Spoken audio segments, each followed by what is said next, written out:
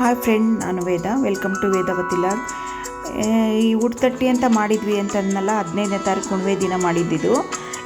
ಇದು ಮುಂದುವರೆದ ಲಾಗ್. ಇದು 5 ಜನ ಮುತ್ತೈದೆಯರು ಅವಳಿಗೆ ಹಾಲು ತುಪ್ಪ ಎರೆದು ನೀರು ಹಾಕ್ತಾಯಿದ್ದಾರೆ. 5 ಜನ ಅಥವಾ 9 ಜನ ಮುತ್ತೈದೆಯರು ಹಾಲು ತುಪ್ಪ ಹಾಕಿ ಎರೆದು ಹಾರೈಸೋದಿದು.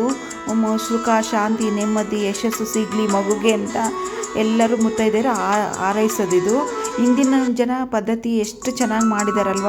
ಈ ಪದ್ಧತಿಗಳು ಎಲ್ಲ ಮಾಡ್ಕೊತಾ ಹೋದರೆ ಪದ್ಧತಿನೂ ಉಳಿಯುತ್ತೆ, ಮಕ್ಕಳಿಗೂ ಒಂಥರ ಖುಷಿ ಸಿಗುತ್ತೆ. ಹಾಗಾಗಿ ಇದು ಪದ್ಧತಿ ಮಾಡೋದು ಒಳ್ಳೆಯದು ಅಂತ ನನ್ನ ಭಾವನೆ. ನಿಮಗೆಲ್ಲರಿಗೂ ಇಷ್ಟ ಆಗುತ್ತೆ ಅಂತ ಈ ಲಾಗ್ ಮಾಡ್ತಾಯಿದ್ದೀನಿ. ನೋಡಿ, ತುಂಬ ಲಂಗ ಹಾಕ್ಕೊಂಡು ಎಷ್ಟು ಚೆನ್ನಾಗಿ ಮುದ್ದಾಗಿ ಕಾಣ್ತಿದ್ದಾಳೆ. ಅವಳು ನೋಡಿದ್ರೇ ಖುಷಿ ಆಗುತ್ತೆ. ಖುಷಿಯಾಗಿರ್ತಾಳೆ, ಎಲ್ಲರ ಜೊತೆ ನಕ್ಕಂತ ಮಾತಾಡ್ತಾಳೆ. ಎಷ್ಟು ಆ್ಯಕ್ಟಿವ್ ಆಗಿದ್ದಾಳಲ್ವಾ.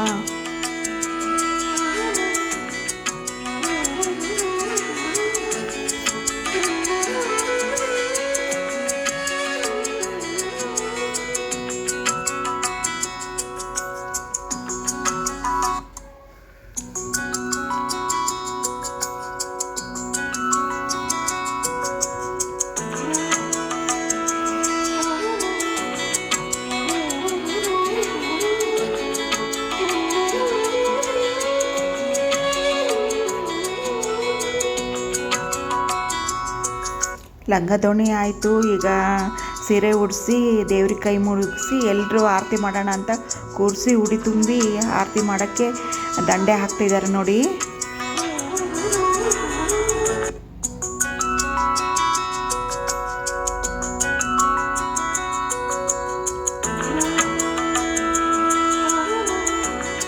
ಒಂಬತ್ತು ಜನ ಮುತ್ತೈದೆಯರು ಉಡಿ ತುಂಬಿ ಆರತಿ ಮಾಡಬೇಕು. 9 ಜನನೂ ಮುತ್ತೈದೆಯರು ಹರಿಸೋದು.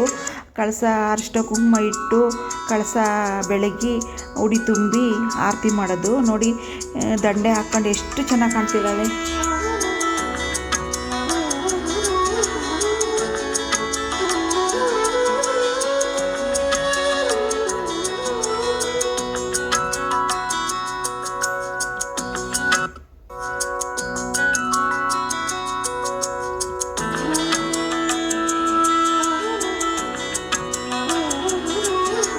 ಇವರು ಶಾರದಾ ಅಂತೇಳಿ ಅವರ ಅಮ್ಮಮ್ಮ. ಇವರು ತುಂಬ ರಿಸ್ಕ್ ತಗೊಂಡು ತುಂಬ ಗ್ರ್ಯಾಂಡಾಗಿ ಫಂಕ್ಷನ್ ಮಾಡಿದರು.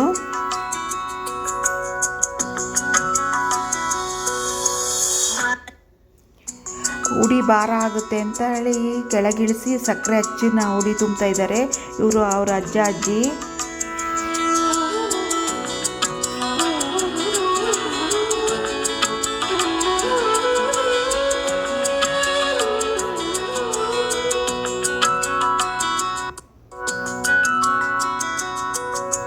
ಎಲ್ಲರೂ ಆರತಿ ಮಾಡಿದರು. ಅವರ ಅತ್ತೆ, ಅವ್ರ ದೊಡ್ಡಮ್ಮ, ಸಣ್ಣ ನಾನಮ್ಮ, ಎಲ್ಲರೂ ಫ್ಯಾಮಿಲಿಯಲ್ಲಿ ಎಲ್ಲರೂ ಸೇರ್ಕೊಂಡು ಆರತಿ ಮಾಡಿ ಅವು ಮಗುಗೆ ಎಲ್ಲರೂ ಹರಿಸಿದ್ರು.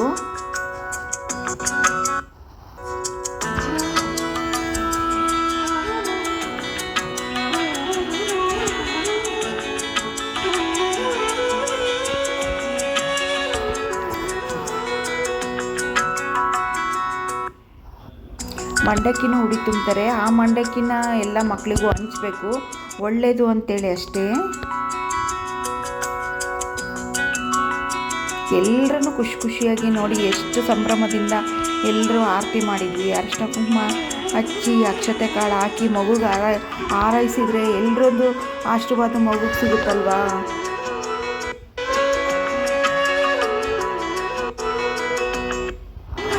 ಈ ಲಾಗು ನಿಮಗೆಲ್ರಿಗೂ ಇಷ್ಟ ಆಗುತ್ತೆ ಅಂತ ನನ್ನ ಭಾವನೆ. ಇಷ್ಟ ಆದರೆ ಒಂದು ಲೈಕ್ ಮಾಡಿ, ಶೇರ್ ಮಾಡಿ, ಸಬ್ಸ್ಕ್ರೈಬರ್ ಆಗಿ. ಹಾಗೆ ಹೇಗೆ ಅನ್ನಿಸ್ತು ಕಮೆಂಟ್ ಬಾಕ್ಸಲ್ಲಿ ತಿಳಿಸಿ.